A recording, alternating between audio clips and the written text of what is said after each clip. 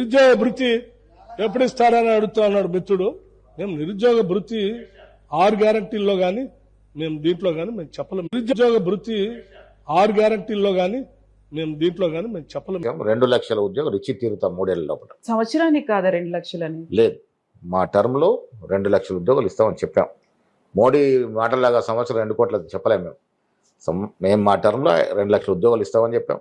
మేము అధికారానికి రాగానే ఎక్కడ కూడా మేము కొనుగోలు సెంటర్లు పెట్టకుండానే అక్కడక్కడ పెట్టినా కూడా 2060 రూపాయలు ఎంఎస్పి ధర ఉంటే 2600కు ఓపెన్ మార్కెట్ లో రైతులకి ధాన్యం అమ్ముకోవడానికి అవకాశం దొరికింది.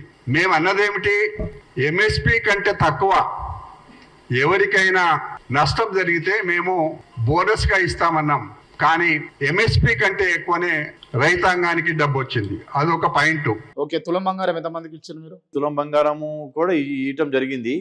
ఎంతమంది ఇచ్చారనే డాటా నా దగ్గర లేదు. ఆ డాటా కావాలంటే తులం బంగారం ఇచ్చారా? కొన్ని దగ్గర జరిగినాయి కదా. మీకు కళ్యాణ లక్ష్మి చెక్కులతో పాటు కొందరికి ఇచ్చాము తులం బంగారం. సార్ చాలా సెన్సేషన్ అవుతుంది. కానివ్వండి, మీరు తులం బంగారం ఇచ్చినామంటారు. మేము ఏదైతే హామీలు ఇచ్చామో హామీలు ఇచ్చినవన్నీ నెరవేర్చాము.